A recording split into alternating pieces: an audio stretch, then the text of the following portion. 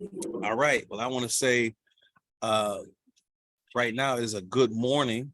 We're on December the 30th, and we are just 2 days away from a new year. And I have the honor of being on the same platform as this young lady. Her name is Brianna Rowe, and she is a coach over at Ferndale University. And just been since I first met her back in October at our BCAM. BCAM stands for the Basketball Coaches Association of Michigan. I was introduced by a former colleague, his name, or former coach colleague, Joshua Nix, who I've coached when he was a young fella at Faith Christian Academy. And so upon meeting Brianna, it's been she's just been like a energy, brings energy to the platform. She is a up and coming coach, and I believe in her. And to our listeners and to our supporters, this is what you support me through FCA for coaches like Brianna Rowe. And so without further ado, we're going to allow Brianna Rowe to kind of like just tell the viewers a little bit about herself and her background, high school, college, and so forth. And we'll get into some of the questions because she's the head coach at Ferndale University, so which is in Ferndale, of course. So go ahead, Coach Rowe, tell the viewers a little bit about you, your background, high school, and so forth. All right. First, thank you for having me. It's a pleasure to be sitting in front of you and as a mentor or mentee of yours. So thank you. A little bit about myself. I'm 26 years old, played at Concordia University in Ann Arbor, went there for 4 years after graduated from Birmingham Groves, where I did a 4-year stint under Coach Amos Thompson. The one of the biggest reasons why I'm here is because I love basketball, but not just loving basketball, but I love to mentor young ladies. I love to grow women into women who can be positive influences for the world after leaving from underneath me or next to me as I do what I do. And yeah, that's a little bit. What high school did you go to, Coach? I went to Birmingham Groves, graduated in 2014. 2014? Yes, sir. Oh yeah, okay. And who was your head coach there? Amos Thompson. Okay. What kind of impact did he have on your life? I was huge. One, he was a father figure. Growing up without a father in my life, he was a father figure, a grandfather figure. Someone who really loved me from the jump. I was a kid in Southfield who didn't know what high school I was going to go to. I had just moved from Detroit, and I was outside at 6, 7 in the morning every day, just dribbling my basketball, working on my game. And I used to have cars drive by and stop, like, what high school are you going to? And I was between Southfield, Lathrop, and Groves at the time. But they ended up putting in a call to Coach Thompson. And he ended up finding me at my house, drove past, like, hey, you're the kid that everybody's been talking about. And he was a real estate agent at the time, was like, we need to move you from Southfield to Beverly Hills. So we ended up moving. Grace of God, ended up finding a house in Beverly Hills, did my 4 years there. And then he helped with my recruiting process to Concordia, many other schools, but with me landing at Concordia. And then even now he's on my staff, assisting me now, brought him back, and he's just That's right. huge impact on my career and in my life. Okay. So Concordia. Talk about that a little bit. How did your career go there? I had a great 4 years. Coming in as a freshman, I had the opportunity to play right away. I beat out a couple of the kids that were ahead of me, playing shooting guard position. Came in the beginning, I think my freshman year, we went 6-26, something crazy like that. But we were young. We were just excited to be out there. Didn't know how a season was so long, 40 games. 2 games a week. We were just excited to be out there. But turning around my senior year, we went 26-6. So flipping it back through a great journey of building. I finished my career with 1,500 points. I hold the record for most threes in a season, most threes in a career at Okay. Concordia and Ann Arbor. So yeah. Okay, you got skills like that then, huh? Yeah, I'm all Now, right.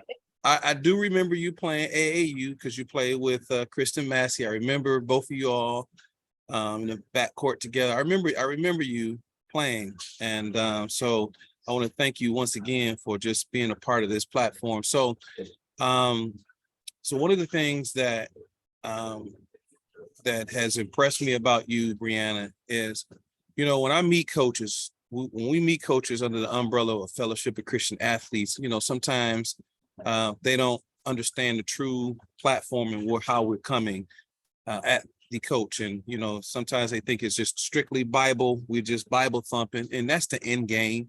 We do offer in our three-dimensional coaching tools that we offer. You know, it's a great tool for coaches. So talk to me about your experience with the 3D framework, and how has it influenced you in your short tenure so far as a head coach? It's definitely helped me to put my job into perspective. A lot of times when you think of basketball, you just think of putting the ball in the hoop, or just getting people to win and compete.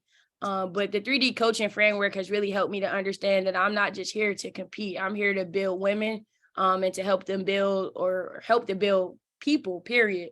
As an influencer and as a guide, is to help them to one, lead by example, but then also help them to build a framework of identity, of purpose, and really just about relationships amongst each other, but also for the future. So that the framework has helped me to put my job and my role into a deeper perspective, and really understanding who I am and what I'm here for and what mission I'm on. So it's helped me a lot. Amen. So, so talk about your team a little bit, the team that you inherited, Ferndale University. So we're rebuilding. We're struggling right now. We're 0-5, sitting where we're not really competitive on the basketball court. But my girls love the gym. They love the gym. They love to be around each other. They love to ask me questions. They love to just sit and dwell within each other. I don't have many players that miss practices consistently, but so we're there. They love to be there and working on their game and trying to get better. But we're definitely rebuilding. We're in a rebuilding season. Okay. So as you're rebuilding, what type of culture are you looking to rebuild? What does that culture look like? Give us a little snapshot of the culture that you're trying to build and at with the girls program there. For me, my mission one is to build women who can have the positive attitude, who are confident, who can step into a room and everything turns towards them, and they kind of light or grow into that ability. For me, the basketball wise, our core values are fun, family, togetherness, accountability, and being intentional. So just those few words are kind of the framework for what we do at the university. Really just being intentional, being in the gym, holding each other accountable, and then finally just being a family. That's the biggest aspect, is really owning in on if you're a big sister, if you're a big brother, if you're, those roles within our family dynamic has been me, not just as a mother figure, but sometimes as a sister, sometimes as an auntie to those young women. So it's been a big family oriented thing I'm trying to build at the university. Oh, that's wonderful. That's excellent. Excellent. I love the fact that you said fun. And what we need to do in the sports world is bring the fun back to the game, or bring the joy. There's so many different joy robbers in our culture, that takes away the fun for the game. Why did we start? I mean, you said at the top of our segment here, you said that you loved getting out, going and spending time and dribbling and having fun. And that's what we want. That's what we're about. FCA is about bringing the joy of the game back and being intentional. One of the other core values says being intentional. And that's what we want to do, is be intentional in our relationships. And what it sounds like, you're being intentional to your relationships, what you do. So let's talk about what's been the most difficult challenge. What's been in your first year? What's been really challenging to you?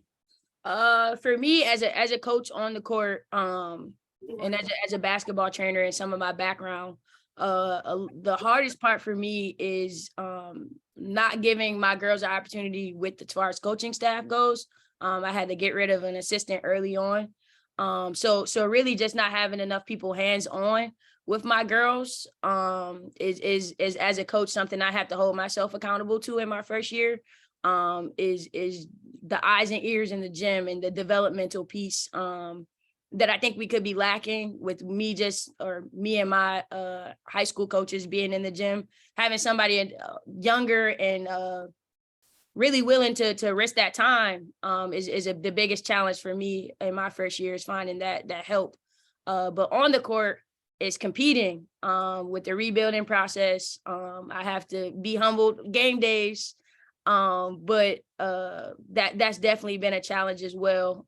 Really trying to compete and hold a standard of success is a little hard in the first year. So I have to say that I've never experienced what I'm getting ready to share with with the viewers. This year you lost a game 63-0, right? Definitely. Man, talk about that. What do you say? What did you say when you got in the locker room? How did you, first of all, there's so many layers to that. Number one is the reflection of you as a coach, right? All right. What your thoughts was personally. And then what do you say to the girls when you get in the locker rooms? Because the girls when you're coaching girls, you have to always encourage them and let them know that they're doing well. And how do you say that when at the end of the day is 63-0? So for me, as the coaching perspective, one thing that's always in the back of my mind, as a player, I remember my mom always blaming the coach, or parents always finding a way to put the blame on the leader, which is fair. But for me, standing there, 63 zip staring up, I'm like, oh man, what parent is it? Well, like, what are these parents thinking? What are they saying? I know what are they doing at practice? Does she even show up? And the preparedness pieces. So I had to look back at myself a little bit while I'm standing there and really thinking, like, did I really prepare myself properly? And is this the result of my preparation? So I had to give myself like, no, this is definitely not the result of having practice plans, of having everything lined up that you want to have entering into the gym. The way my practice is run, this isn't a result.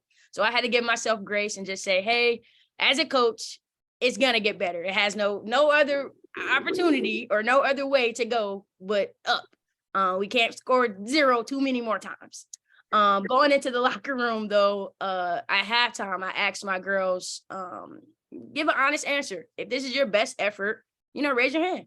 And 3 of my girls, one girl that was sick. Again, these are all of my girls' first year ever touching the ball, thinking about a basketball, even knowing offense to defense, right? Those are some of our struggles. So I had 3 girls raise their hand and say, this is my best effort. One that came off of sickness, one off of an injury, and then one new kid that I just recruited from Tropical Smoothie. So it was like, I'm like, all right, yeah, I can understand those 3. I can, give, that is your best effort. Knowing 2 days of practice or whatever you have, like that may be your best effort. So I'm like, okay, give me your best for another half. So we go out and same result, second half, because I'm not going to get upset. I'm just sit there, relax, and we'll talk about it after the game. So after the game is over, I go in and let them know, I understand this is your best effort. This I understood, or I give you a little grace for this game. But I will never stand there on the sideline and there be 0. I said, because that's the same result of us not stepping out onto the court. We are more prepared than that. And they're like, okay, you're right. And it was more so just letting them know that I have to hold you accountable from here on out. And they, as girls, they're like, at first, oh dang, but then they're like, you're right, coach. We should be held accountable. And I ran them to death after, and they're like, thank you. They came back and said, thank you. We needed it. I'm like, okay, like, but yeah, it's been fun. It's been interesting, and my girls, they're not settling for 0 anymore. Even after the next game, they scored 9. I'm like, okay, I can take 9 after 0, and I can take 9. So we're coming along. So in this situation, how do you implement your faith into, how does God help you? What do you seek for him on a day-to-day through this process? I know we talked about it being humbling, but how do you implement your faith? Is there any scriptures that you have that help you keep you going? For me, the biggest one that keeps me going is understanding that I'm here on purpose. And understanding that, and understand God places you somewhere on purpose for a reason, for a season, and at the perfect time. There is no mistakes. So that is probably the biggest one, is that I know I'm not here by mistake. I'm on assignment. So that's what wakes me up every day, is you never know what you're missing in that assignment. And sometimes it could be, again, not about basketball. I when I'm driving my girls home sometimes, and they just, hey coach, what do you think of this life lesson, or talking about guys and anything these girls bring to me, and I never miss the opportunity to do God's work. So that's what drives me, is this is God's work. Like those small conversations, the hey, good morning, or just giving some of my girls a hug. It's like, I was there on purpose to give. I was here on purpose. So, amen. Yeah. So, in other words, presence. Yeah. Being present. That's so important, to being present in their lives. And what I'm learning as I'm growing as a young man myself, that sometimes kids are one adult away from success. Absolutely. And there might be, I know I grew up in a single parent home, and if I'm not, you as well, and some of them as well. So now you serve as that other parental guidance, the other figure. And that's why I like what you said, that you recognize this is bigger than basketball. Yeah. This is about, again, being present in those young ladies' lives. And so that's great. So look, as we so you already asked the question, how do you think God, so how did God prepare you for this? How do you think God prepared you for what you're doing? Yeah. So when I think back over my playing career and where I ended up at, a little bit about myself. So when I was getting ready to graduate high school, or in the recruiting process, I had a couple of Division II offers that were further out of state, that I couldn't pursue, or couldn't even interest myself in, because at the time my mother was sick. She had just got diagnosed with a brain tumor, and I had to change all of my recruiting from there to home, just off of life. I had to change some of my plans, or some of the AAU coaches' plans. They were pretty mad about where I ended up going, with it being a small NAIA D2 school. But for me, that was exactly where I needed to be. Concordia University offered me, as I studied sport and entertainment business, they offered me a coaching class. They offered me, under Coach Thad Sankey, I went recruiting with him. Under Kiefer, Coach Kiefer Haffey, who's the assistant at Detroit Mercy now, he got me into training. And my high school coaches, like, they never let me leave basketball. It was always bringing me into the gym to help mentor younger athletes and players that were trying to get better, even from starting in high school. I had the keys to the gym. It just was, I was here, I'm here on purpose. Everything that, when it came to making a mission statement or making a program statement and a booklet and all of the things that now this position requires out of me, I can look back at the times I saw my head coaches do it, and the times that I watched people recruiting, and I've watched the relationships build. I've watched my coaches be challenged with harder or bad energy players, and watching them grow through that relationship piece, and just being able to be a person that soaked it all in. I don't know why I did it, but I do definitely see I'm definitely more prepared than I ever could have imagined. Definitely, definitely prepared. That's a good answer. Great answer. And all of those. And I tell you, coach, and also to the viewers, when I first met you, I saw the energy. I was telling my wife, I said, I was saying, hey, babe, this Brianna Rowe, she has a lot of energy and she has a lot of promise. And so from my position as a former athletic director, and I'm gonna do everything in my power to encourage you, to equip you so that you can continue to empower the young ladies that God has put across your path. And also, I know I said that I am going to be at some of your practice. Are you all practicing over the break? You got any practice? Yes, we are. One day. Yeah. Okay. So yeah, I'll be back. In fact, you all see the little Bucky, the Badger. I'm in Wisconsin. We're checking out. We're here this weekend to check out Wisconsin versus Western Michigan. So I didn't even realize that the Badger is back there. So two more questions, and I'm not going to hold up your time. And the next question is, how was your parents, your mom? You talked about your mom. You know, well, how did she impact you and who you are today? What are some things? What are some life lessons? What are some things that mom impacted you and equipped you for what you do and who you are? Man, my mom is my best friend, my twin, my confidant, my road dog. More than she's more than anything I could have asked. If whenever this gets a little hard for me, she's my backbone to pick me up. She's the person I call after every practice, after every game, and she's present. She's present. She more than anything helps me to understand why it's important to be there. When in every role that I've been in, from coach, from referee to teacher to player, my mom has always been front row at every game, at every, like, going off on, I was a referee at one point, she's going off on the crowd because of course everyone hates the ref, but she's just like, that's my daughter, that's my baby. And if anything, she's been placed on earth as God's presence for me, and to show how much he cares about me by having a mom who really goes hard for her daughter and her kids. So some of the life lessons is definitely being present, but also always staying in faith, staying encouraged. I've never seen her have a bad moment or a downtime. So for me, I walk in that confidence that there's never a mistake. There's never anything wrong. I'm always okay.